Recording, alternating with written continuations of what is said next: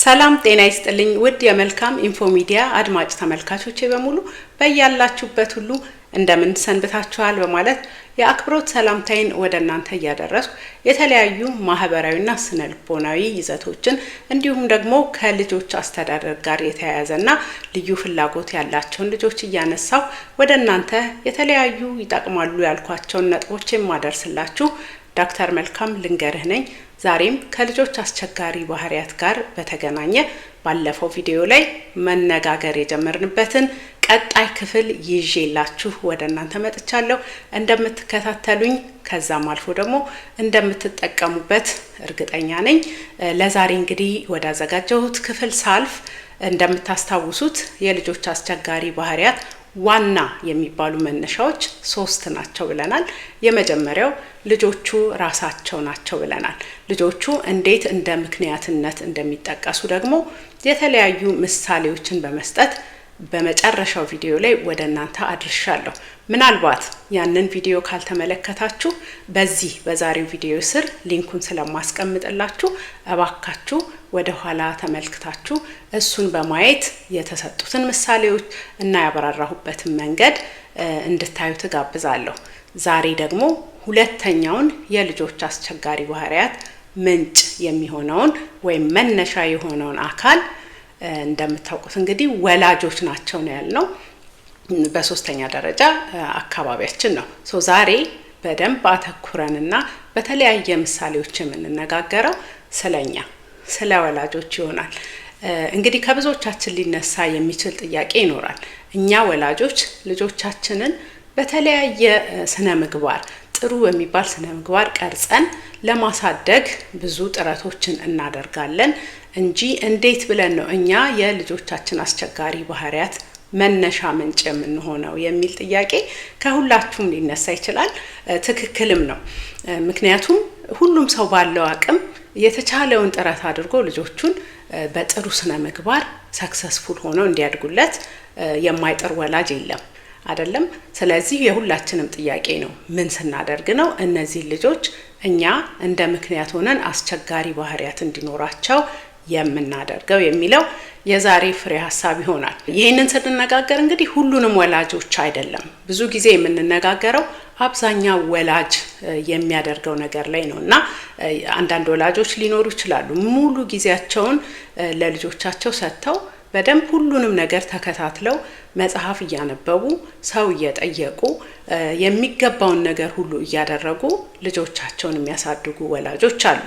አንዳንድ ጊዜ ደግሞ እየቻሉ ማድረግ እየቻሉ ይልቁንም ትኩረታቸው ሌላ የሆነ ወላጆች ደግሞ ይኖራሉ። ለምሳሌ ብዙ ንብረትን መሰብሰብ የሚሻል ለልጆቻቸው ወደፊት ንብረት ማስቀመጥን፣ ቤት ገዝቶ ማስቀመጥን፣ ቢዝነስ ማዘጋጀትን፣ ለልጆቻቸው የኮሌጅ ገንዘብ ማጠራቀምን እንዲህ አይነት ነገር ላይ ደግሞ ትኩረት በማድረግ ልጆቻቸው ዛሬ የሚፈልጉትን ጊዜ ዛሬ የሚፈልጉትን ፍቅር ሳይሰጡ ደግሞ የሚያልፉ ወላጆች አሉ። እና እንዳልኳችሁ እኛ ወላጆች እንደ ምክንያት የምንነሳው ብዙ ጊዜ ሳናውቅ በመናደርጋቸው ለልጆቻችን የተሻለ ነገር ነው ብለን በመናደርገው ነገር ነውና ዛሬ እንግዲህ የምንነጋገረው ወላጆች የምናጠፋቸው ጥፋት ነገር ግን ሆን ብለን ሳይሆን ባለማስተዋል ወይም ደግሞ ልጆቹን ያን ያህል ይጎዳቸዋል ብለን ባለማሰብ ጥቃቅን ነገር መስለው እየታዩን የምናልፋቸው ነገሮች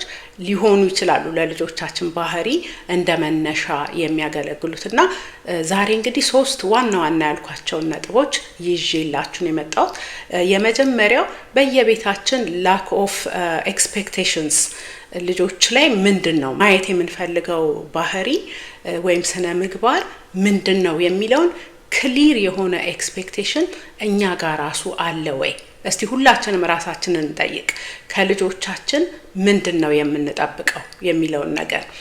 ጥሩ የምንጠብቀው ነገር በየቤቱ የተለያየ ሊሆን ይችላል። ለዛም ነው ልጆች ባህሪያቸው እንደየአስተዳደጋቸው የተለያየ የሚሆነው። ነገር ግን እኔ በቤቴ ውስጥ የምጠብቀው ነገር መጀመሪያ ለራሴ ግልጽ ነው ወይ? ቁጭ ብዬ አሁን ይሄ ነገር ነው ልጄ እንዲያረግ የምለውን ነገር ለኔ ግልጽ ነው ወይ? ጥሩ ለኔ ግልጽ ከሆነ በኋላ ደግሞ አብሮኝ እነዛ ልጆች ለሚያሳድገው አባትስ ደግሞ ግልጽ ነው ወይ? ወይም ደግሞ ሌላ እዛ ቤት ውስጥ ኖሮ ለልጁ ባህሪ ግድ የሚለውና በሚደረገው ነገር የልጁ ባህሪ ላይ ኢንፍሉዌንስ የሚያደርግ ሰውስ ያንን ኤክስፔክቴሽን ከልጁ የሚጠበቀውን ነገር ያውቃሉ? ሁላችንም በዛ ላይ ተስማምተንበታል? ከዛስ ልጁስ ያውቃሉ? ይሄን ነገር እንደምንጠብቅበት ለልጁ አስረድተነዋል? ብዙ ጊዜ ሚስ የምናደርገው ይሄንን ነው። ልጆቹ የሚማሩት በትራያል ኤንድ ኤረር ነው። ዛሬ የሆነ ነገር አድርገው ኖ ይሄ እኮ አይደረግም ተብሎ ሲጮህባቸው ወይም ስንቆጣቸው ነገ ያንን ነገር ላለማድረግ ይሞክራሉ። ማንም ልጅ እናቴን ወይም አባቴን እስቲ ላናድ ወይም አስተማሪዬን ላበሳጭ ብሎ አንድ አይነት ቢሄቪየር የሚያደርግ ልጅ የለም። ግን ለመኖር ለማደግ በሚያደርጉት እንቅስቃሴ ውስጥ ግን ጥፋት ያጠፋሉ።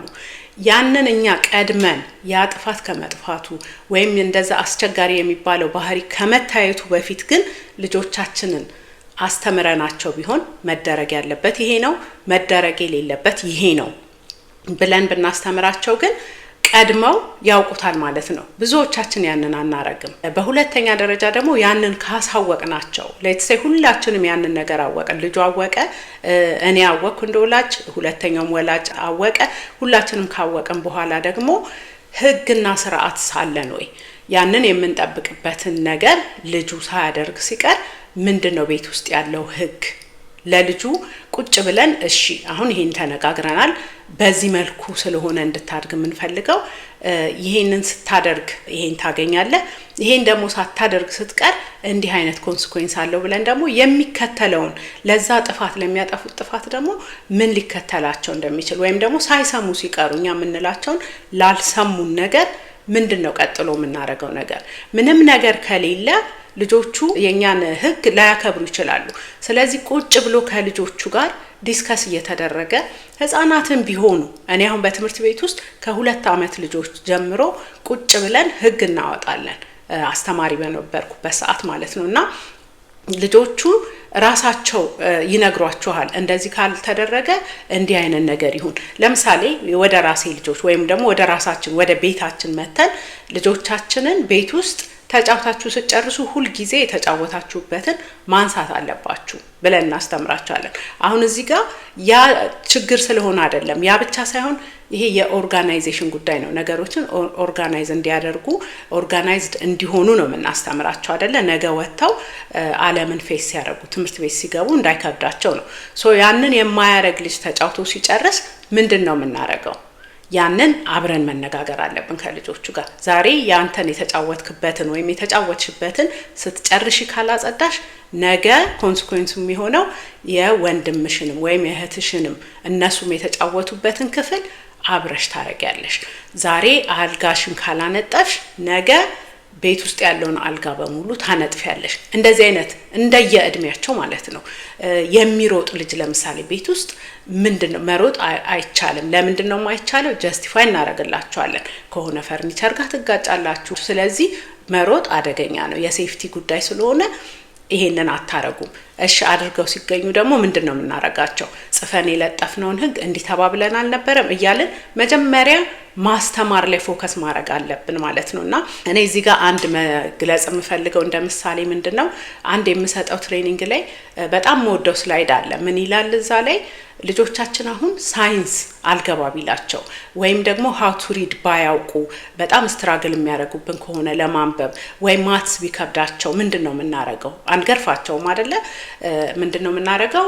እንግዲህ ሪፈረንሶችን እንፈልጋለን፣ የተለያዩ መጽሐፍ ላይብረሪ እንወስዳቸዋለን፣ እናስጠናቸዋለን፣ ባለን አቅም ከጓደኛ ጋር እንዲረዳዱ እናደርጋለን፣ ወይም አቅም ካለን ደግሞ የሚያስጠናቸውን ቀጥርላቸዋለን እና ያ ነገር እንዲገባቸው የምንችለውን ያህል እንጥራለን።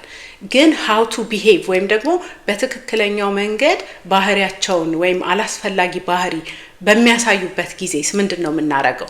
ቁጭ ብለን የመመካከር ትዕግስቱ አለን ወይስ ቀጥታው አውቶማቲካሊ ወደ ቅጣት ነው የምንሄደው?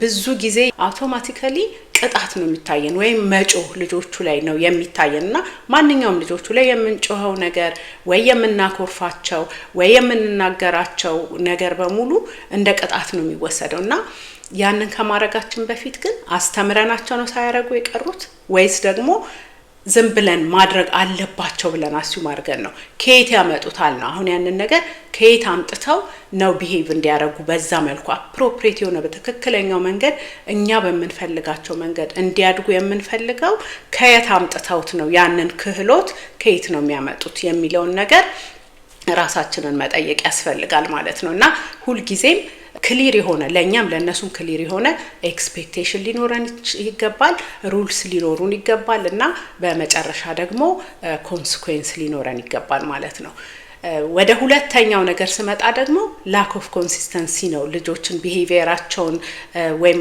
ጥሩ ስነ ምግባር በማስተማር ዙሪያ ሊሆን ይችላል ወይም ደግሞ አስቸጋሪ ባህሪያትን ከተለማመዷቸው በኋላ ከዛ ውስጥ ለማውጣትም ሊሆን ይችላል ኮንሲስተንት የሆነ ነገር በእኛ ውስጥ ኮንሲስተንትሊ የምንጠቀመው ልማድ የለም ለምሳሌ አንድ እናት ዛሬ የተቆጣችበትን ቢሄቪየር ወይም ደግሞ ድርጊት ነገ ዝም ብላ ልታልፈው ትችላለች ወይም ደግሞ እናት የተቆጣችበትን ነገር አባት እንደ ጥፋት ላይ ያየው ይችላል አባት የሚበሳጭበትን ደግሞ እናት አሁን ይሄ ምን ያናድዳል ልትል ትችላለች እንደዛ በሚሆን ሰዓት ልጆቹ ኮንፊውዥን ውስጥ ነው የሚገቡት አሁን የትኛው ትክክል ያልሆነ ነው ብለው ከመለየት ይልቅ የትኛው ሰው ትክክል ነው የትኛው ሰው ትክክል አይደለም ብለው ነው የሚያስቡትና እነሱ የሚፈልጉትን ነገር የፈቀደው ሰው ትክክል ነው ብለው ያስባሉ ልጆቹን ስኒኪ እንዲሆኑ ከሰው የተደበቁ አንዳንድ ነገሮች ማድረግን እንዲለማመዱ እናደርጋቸዋለንና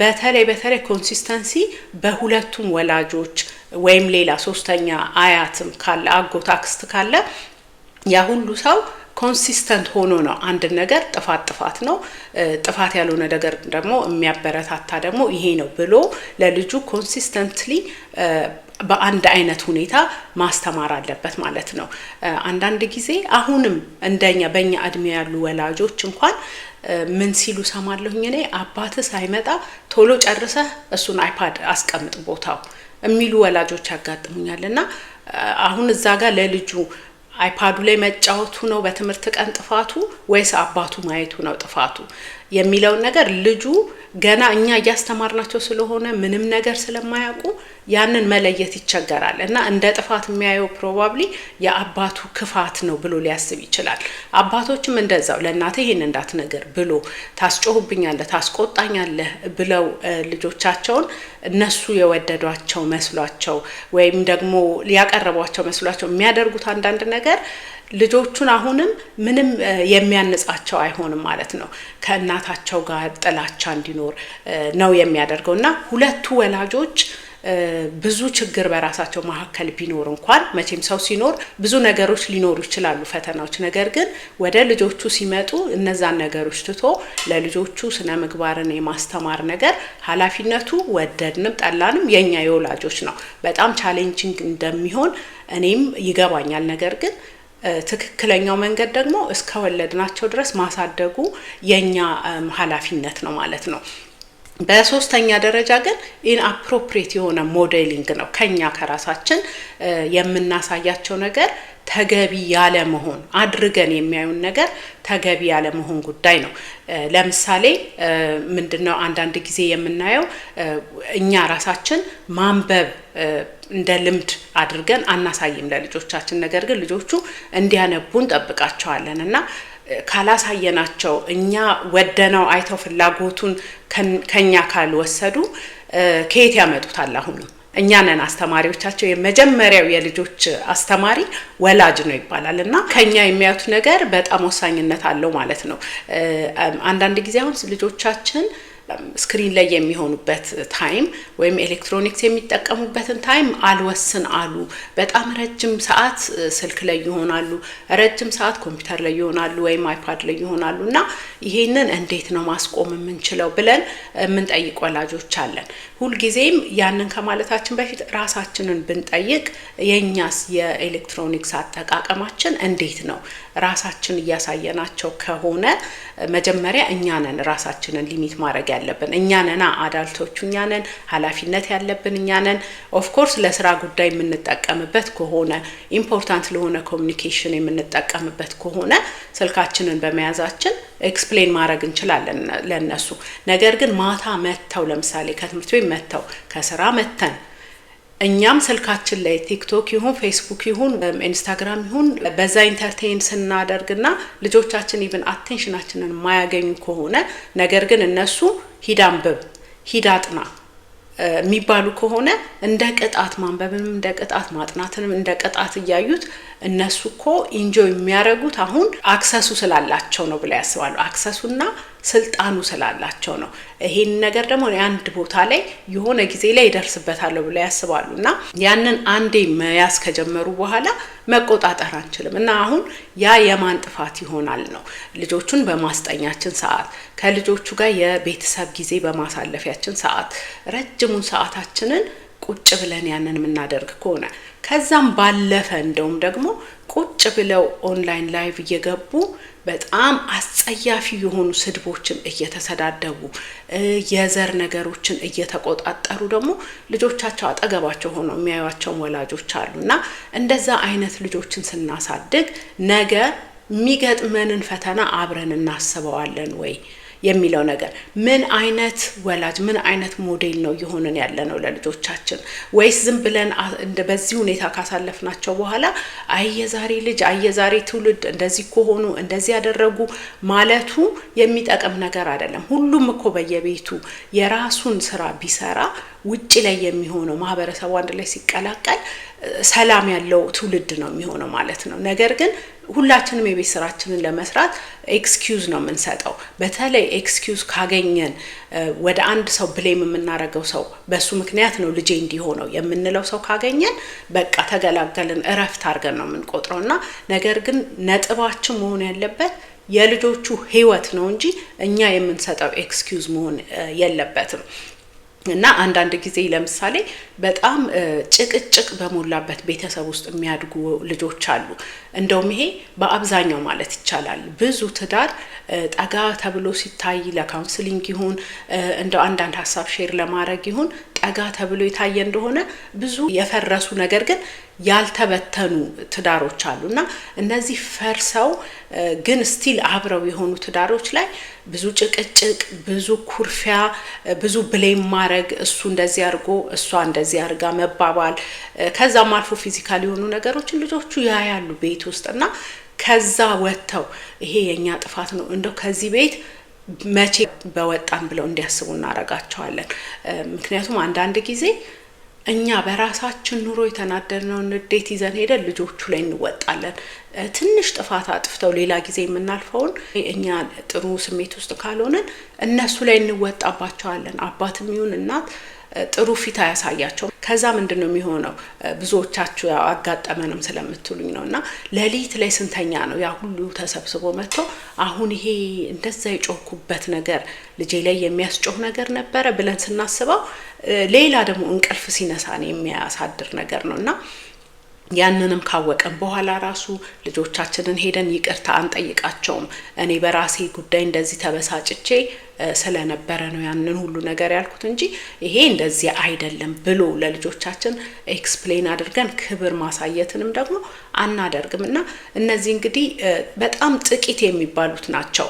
እንዳልኳችሁ ልጆቻቸውን ይሄንን ሁሉ ተጠንቅቀው ልጆቻቸው ጋር እንዳይደርስ አድርገው ችግራቸውን እየፈቱ የሚኖሩ ባለትዳሮች ወይም ቤቶች ያሉ ማለት አይደለም። ነገር ግን እኛ እዚህ ላይ ስንነጋገር ስለ አብዛኛው ነው። አብዛኛው ልጅ ከምን አይነት ሁኔታ ነው የሚመጣው? ቤተሰቡ ለምሳሌ የገንዘብ ችግር ኖሮበት የሚበላው እየተቸገረ ስትራግል አድርጎ ያደገ ልጅ በቤቱ ፍቅር እስካገኘ ድረስ እንደው በብዙ ሶሻል ሚዲያ አይታችሁ ከሆነ በፍቅር ስላደግኩኝ አልተሰበርኩም፣ ገንዘብ ማጣት አልሰበረኝም፣ የተገኘውን አይነት ስራ ሰርቼ እዚህ ደርሻለሁ ይለናል።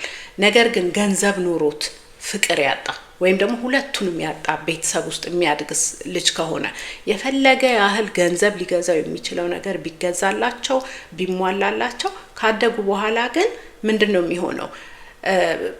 የሆነ የጎደለ የተሰበረ ነገር ይኖራል ውስጣቸውና ብዙ ጊዜ ስትሰሟቸው ጎደሏቸውን ስብራታቸውን ነው የሚያካፍሏችሁ።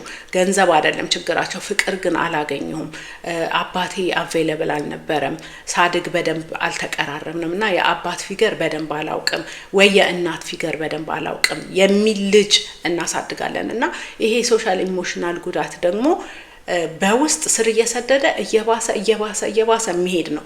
በተቃራኒው ግን የገንዘብ የኢኮኖሚ ችግር ሲሆን ደግሞ እየተቀረፈ ሰው በሰራ ቁጥር ገንዘብ ባገኘ ቁጥር ችግሩ እየተቀረፈ ይሄዳል። ይሄ ግን በልጅነት ጠባሳ ተትቶ የሄደው ነገር በሌላም ትዳር ውስጥ ሲገቡ እንደገና የሚደገም ነገር ነው እና ገንዘብ ሊገዛው ማይችል ገንዘብ ለልጆቻችን ከማጠራቀም ይልቅ እዚህ ጋር ዲፖዚት ማድረግ ያለብን ለልጆቻችን ታይማችንን እና ፍቅር ነው እና ልጆቻችን ላይ በመጀመሪያ እድሜዎቻቸው ላይ መስራት ያለብን ሶሻል ኢሞሽናል ዴቨሎፕመንታቸው ላይ ስኪላቸው ላይ ነው።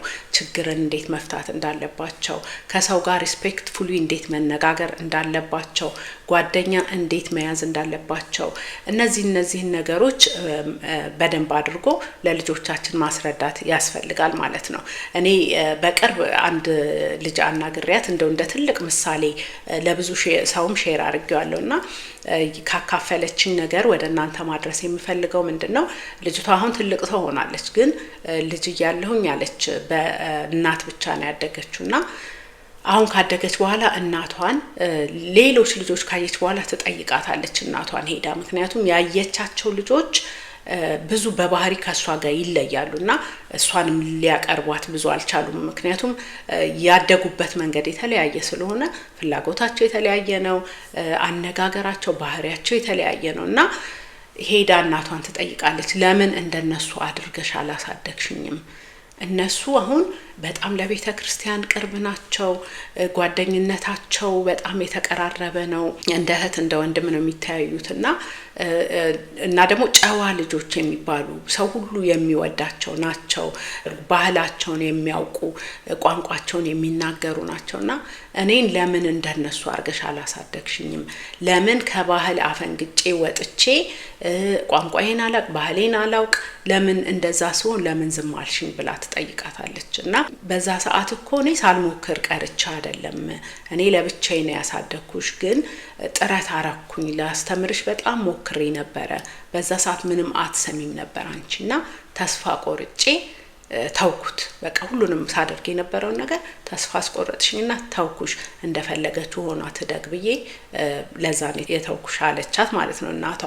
እና ልጅቷ ምንድነው አሁን በዛ ሰዓት እናቷን ያለችው፣ እኔ እኮ ልጅ ሆኜ በአንቺ ነው መመራት ያለብኝ፣ እኔ እምቢ ስልሽ አንቺም እምቢ ማለት ነበረብሽ እና በጣም አዝኜብሻለሁ፣ እኔ ላይ ጊቭ አፕ አርገሽ በቃ እንደፈለገሽ ትሁን ብለሽ እንደዚህ ስላደረግሽኝ አዝኜብሻለሁ አልኳት እናቴን እና በጣም ነው ማዝንባት አለችኝ። አሁን እዛ ጋር እናቷም እንግዲህ ለብቻዋ ሆና እያሳደገች ልጇን ስራ እየሰራች ብዙ ስትራግል ኖሮባት ነው እንግዲህ ባለቻት ደግሞ ሰዓት ስትሞክራት ልጇ እንቢ ስትላት የተወቻት። ነገር ግን በልጆቻችን መቼም ቢሆን መቼም ተስፋ መቁረጥ የለብንም።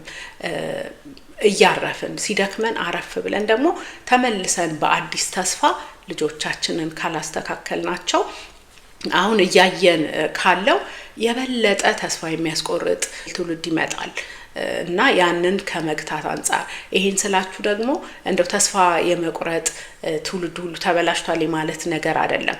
በጣም ተስፋን የሚቀጥሉ የሚገራርሙ ደግሞ ልጆች በሚገራርም አስተዳደግ የሚያድጉ ደግሞ ልጆች አሉ። በጣም ብዙ እንደውም እነሱ ይበልጣሉ ብዬ አስባለሁኝ። ወጥተው ስለማይታዩ ነው እንጂ በጣም በየቤቱ ደግሞ በጣም ስነ ስርዓት ያላቸው የአገር ባህል የሚያከብሩ ቤተሰብ የሚያከብሩ ማንኛውንም የሚያገኙበት ቦታ የሚያገኙትን ሰው ሁሉ የሚያከብሩ ደግሞ የተባረኩ ደግሞ ብዙ ልጆች አሉና ይሄ ተስፋ ከመቁረጥ በትውልዱ ተስፋ ከመቁረጥ አንፃር ሳይሆን ግን ልጆቻችንን ሁላችንም እንደውም ትልቁ ኢሹ መሆን ያለበት ለሰው ልጅ ለእናቶች ለአባቶች በአሁን ሰዓት የልጆች ጉዳይ ነው ብዬ አስባለሁ። ለምን ሁላችንንም ያስጨንቀናል፣ ግን ወደዛ የምናደርገው እሱ ለዲስከስ ለማድረግ እሱ ለማሻሻል የምናደርገው ጥረት ግን በጣም ትንሽ ነው እኔ ከማየውና በተቻለን አቅም ወደዛ እንደው አቴንሽናችንን ሽፍት ብናደርግ ብዬ ማሳሰብ ፈልጋለሁኝ። ሁሉም ነገር ቢሞላንና ግን ልጆቻችንን ካጣን ምንም ትርፍ የለውምና እኔ ዋናው ትርፎቻችን ልጆቻችን ናቸው ብዬ አስባለሁ።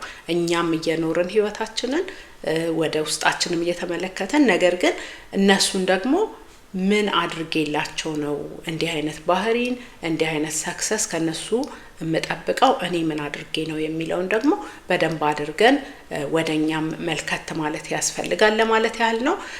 በሚቀጥለው ደግሞ አካባቢያችን እንዴት አድርጎ ልጆቻችንን ባህሪያቸውን አፌክት እንደሚያደርግልን የምንነጋገርበት ይሆናል።